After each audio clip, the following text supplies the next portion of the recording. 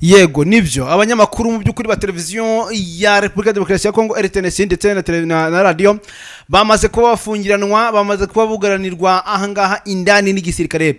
Mu by'ukuri tugiye kuba tubasobanurira ibintu byamaze kuba bihinduka hano muri Repubulika Demokarasi ya Kongo. Nyaboneka abatabara ni mutabare, ibintu byakomeye.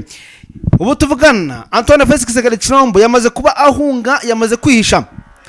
Umugabo bita Antoine Félix Tshisekedi Tshilombo yamaze kuba yihisha. Ese yihishe bihagaze bite? Ndetse abivuga ko ngo umujyanama wa president Antoine Félix Tshisekedi Tshilombo we bamaze kuba bamufata bugwate, bamufata mpiri. Ibi ngibi birumva ko n'amakuru akomeye cyane tugiye kugenda turebera hamwe muri aya masaha. Ibintu byamaze kuba bihinduka rero ahangaha ikinshasa kera kabaye. Nyamara burya ryafungwa ry'abajenerali ndetse yewe n'iyicwa ry'abandi bajenerali ndetse yewe mu by'ukuri n'andi makuru menshi tugiye kuba tubagezaho mpaye nkawe. Ibintu byakomeye.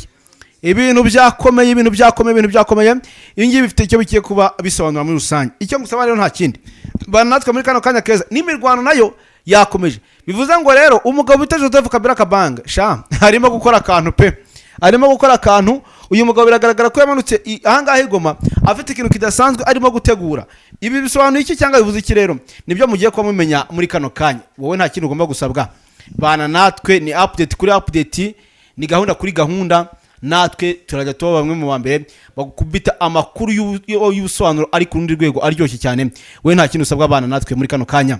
Twagiye rero amakuru aturuka indani kwa ndani arambwira ko televiziyo y'igihugu cya Repubulika Demokarasi ya Kongo RTNC ndetse na radio bimaze kugotwa n'igisirikare kitaramenyekana, ariko benshi bakavuga ko ari igisirikare kije kuba cyagerageza kuba cyatera kudeta ndetse ubuyobozi bw'igihugu buriho bwa Antoine Félix Tshisekedi Tshilombo muri rusange. Ndetse ariko kandi mbere y'uko ngera mu by'ukuri ku mujyanama mukuru wa Repubulika Demokarasi ya Kongo Antoine Félix Tshisekedi Tshilombo, ubu tuvugana wamaze kubohwa cyangwa se wamaze gufatwa. Ubu ndakubwira yuko igisirikare abanyamakuru bakomakomeye bari bamaze kugeramo hariya bababoshe amaboko n'amaguru, ndetse bose uko ari hariya nta n'umwe wemewe kuba yakinyagambura, ndetse n'amatelefone yabo bose bayakuweho. Nta muntu n'umwe ushobora kuba yahamagara abe mu muryango we cyangwa se abe inzego z'umutekano.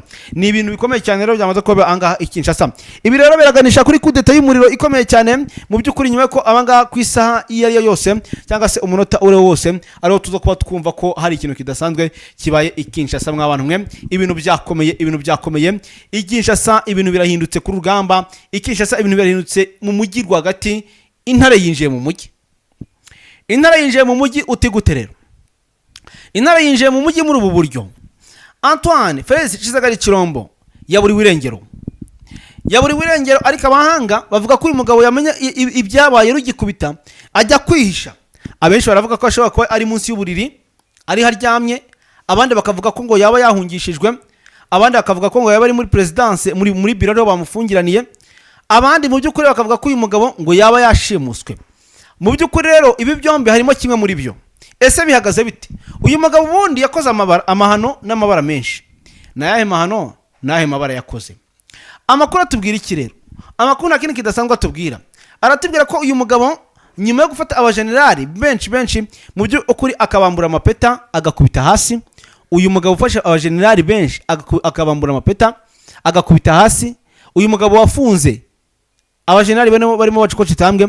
Uyu mugabo bivuga ko ngo ku munsi w'ejo yaba yaranize uwo bita ari nacyo bimukozeho, uwo ari umugabo mukuru w'igisirikare cya Kongo Christian Wachoe Songesa, yaba yaramunigiye muri gereza, yohereje abicanyi kabuhariwe bakamwicira muri gereza. Nyeka ko byaba ari mu bintu byahise bituma aba basirikare bafata umwanzuro udakuka, umwanzuro udasanzwe wo gusanga aba banyamakuru bo muri televiziyo y'u Rwanda ndetse bo muri televiziyo ya Kongo ndetse yewe RTNC na radio yayo, bakabafungiraniramo hariya, bakayishimuta, bakaba banayigose, basa nkaho hari ikintu kidasanzwe bagiye kuba batangaza. Ariko kandi wakibaza ngo niki bagiye gutangaza?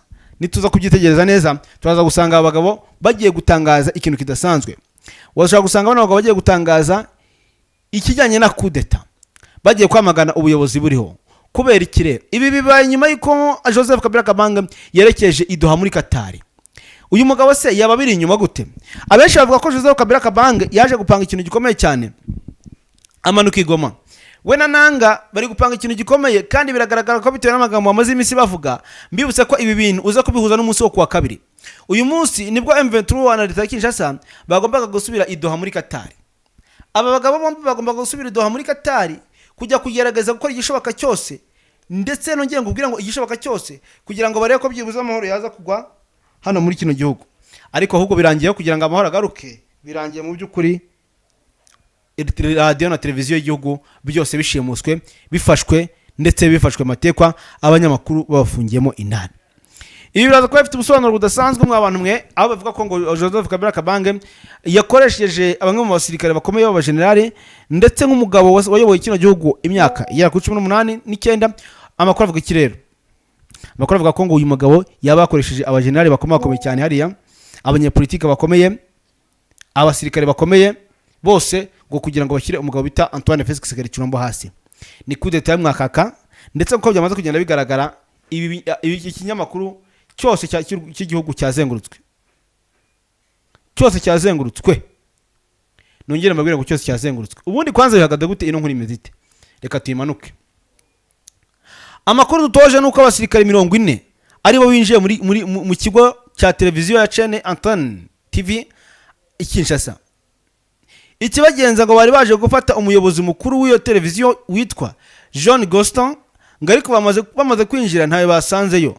Baciye bafata ubujejwe ibiganiro byo muri iyo televiziyo yitwa Leonard Muhemera, baca baramutwara. Abandi basirikare baca baguma muri ico gigo, baca barugara, bahagarika uruja n'uruza kuri televiziyo yitwa Chaîne Antenne ya Kinshasa. Muza kubyitegereza kuri screen zanyu cyangwa se nko muri kubyitegereza, wenda ndaje mbahereza amafoto muraza kubona ariko byagenze. Tayari nta muntu usoka, nawe uvuga, amatelefone yose bayabakuyeho. Aha ngaho nguko ibyo rero biri kubera i Kinshasa. Tayari ibyo nibyo biri kubera i Kinshasa, mu murwa mukuru i Kinshasa. Ibyo nibyo biri kubaho ngaho. Icyo twari tugiye gukora, tugiye kunya dohoze tuze kuba tubimenya. Ibi bibaye nyuma ko ku munsi w'ejo rero General Christian Chiyosengesa batangaje ko uyu mugabo yamaze kuba yakitaba Imana, ndetse ariko kandi n'abandi bayobozi b'abajenerali bakaba baramanuye mu mapeta bashyirwa hasi. Byose byo kimwe, ibintu ntago byoroshye naka na gato. Twihuse cyane rero, amakuru atari ivumbi akomeje kugenda atugeraho, aratubwira ko ibintu byamaze kuba bihinduka kera kabaye, aratubwira ko ibintu byamaze kuba bikomera cyane ku rugamba. Ibi byose bibaye nyuma ko tumenye ko hari amakuru yuko hagiye kuba urugamba rukomeye cyane rwo gufata umujyi wa Uvira.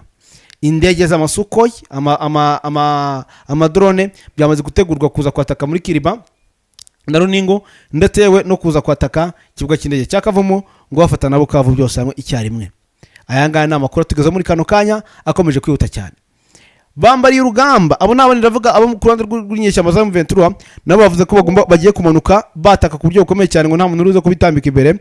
Aho nihe bari buze kwataka angaha muri bino bice byo bitandukanye anga by'urugamba, ndetse angaha M23 nayo bamanuye abakomando bayo kuza gukora reinforcement. Intare za Sarambwe zamanuye abakomando kuza gukora reinforcement mu bice byo bitandukanye, harimo Runingu, harimo Sange, yewe ndetse n'ibindi bice bigiye bitandukanye, harimo yewe ndetse na Katogota ndetse na Kaziba. Ahangaha ni wagiye kumandura ingabo.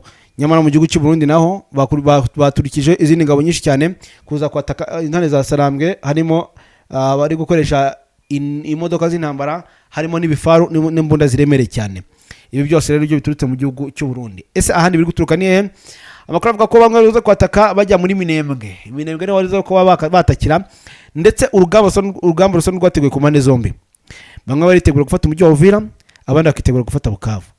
Ese mu gihe M23 baba bayiretse ikataka Uvira, abandi bakaza bagafata Bukavu, ntiyaba ari impango cyangwa turatugabane niwanga bimeneke?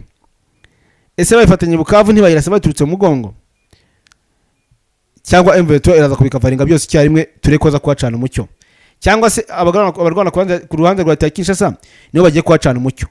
Byose tugiye kugenda tubebera hamwe mu makuru yacu ataha turebe uko biza kuba bimeze. Mu gihe Masisi M23 akomeje kugenda yigarura ibice bikomeye cyane, harimo agace ka Muguruguru, ndetse nyuma ko yari ivuye za Muremo mu by'ukuri uyamaze gufata utundi duce tubiri anga muri Masisi itwirukanyemo abazarendo, bakaba bahunze cyane amaguru babangingata. ni amakuru akomeye cyane yakomeje kugenda tugira kuri tele imirwano ayo ibintu byamaze kuba bihinduka 5-5 ngayo nguko rero ayo yose ni amakuru tumaze kugenda dukusanya mugera muri teritwari ya Walikale naho rero mu byukuri akomeje kuzengurukwa M23 ikomeje kugota teritwari ya Walikale mu gihe pinga nayo M23 ikomeje kugenda yinjira hasi hejuru tuza kugenda tubirebera hamwe mu makuru yacu ataha reka mbashimire rero babwire mwakoze cyane ko natwe kwacu nagaruka bye bye